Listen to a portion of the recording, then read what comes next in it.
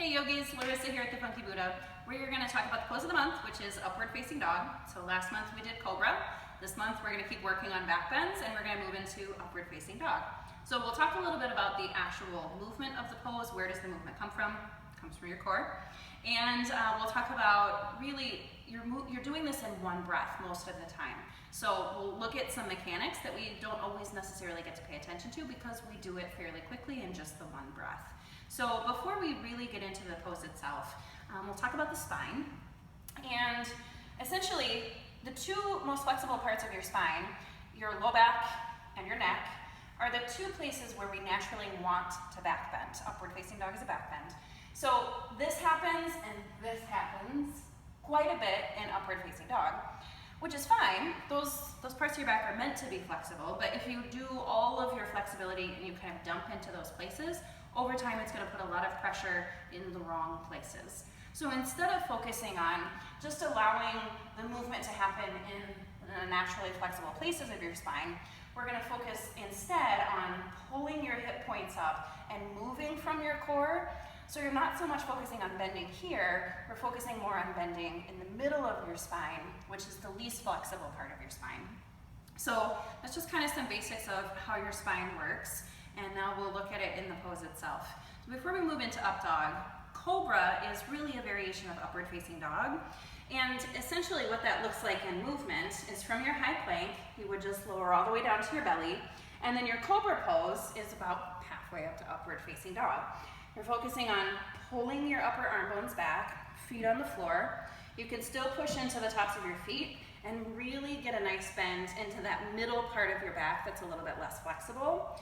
Instead of just pushing straight up into upward facing dog, you don't have to have straight arms. Sometimes when your arms are straight, you end up with this little bit of a neck squish thing happening. So cobra is a really, really excellent option, and you can just simply replace any upward facing dog with a cobra at any point. So that's cobra. We'll move on to upward facing dog.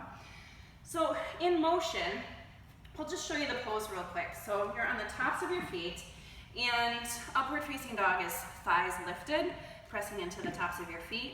And then the movement part is you're pulling your belly button, your hip points, forward and up in order to start to work into your upper back. Your upper arm bones move back as your belly pulls forward and up.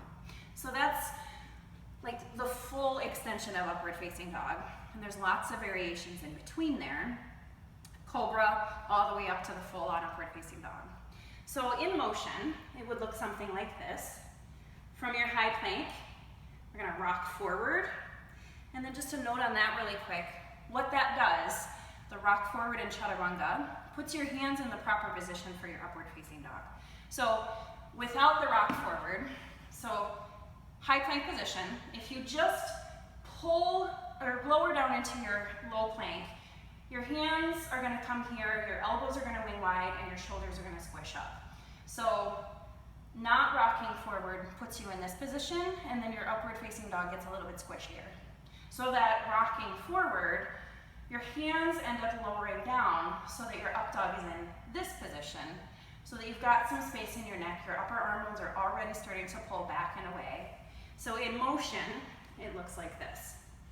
High plank, rock forward, you can drop your knees, lower halfway down, flip your feet, press into up dog, knees down, or press into the tops of your feet, pull forward and up, full upward facing dog. From high plank without knees, looks very similar. You're just gonna rock forward so your hands are in position, lower halfway down to low plank, flip your feet, push into up dog. Again, you wanna avoid just simply getting your arms straight and getting the shoulder smash. Instead, push into your hands, but move from your core. Belly button forward and up in order to get out of your low back and working more flexibility into your upper spine and chest. So again, the only things that you really want to avoid there is trying to get your arms straight and then getting a neck smash. Much better to bend your elbows and focus on a long neck and a long spine. And then the second thing, really focus on where you're moving from. Instead of allowing back bending here, you're actually pulling forward and up from here. And again, that motion Without my core, if I just go into up dog, it looks something like this. It's not terrible. My low back feels fine, but not great. But the moment I engage my core, hip points and belly button forward and up, now all of a sudden, there's a lot more integrity in my spine, and I'm not just using my hands to push, I'm actually using my core to make that movement happen. So those are really some things that you can kind of play with and look at. It's a lot of information that we just talked about. If you have questions about it, please come and talk to us. Come early for class, stay late after class. Anybody's available to chit chat with you. We'll see you soon.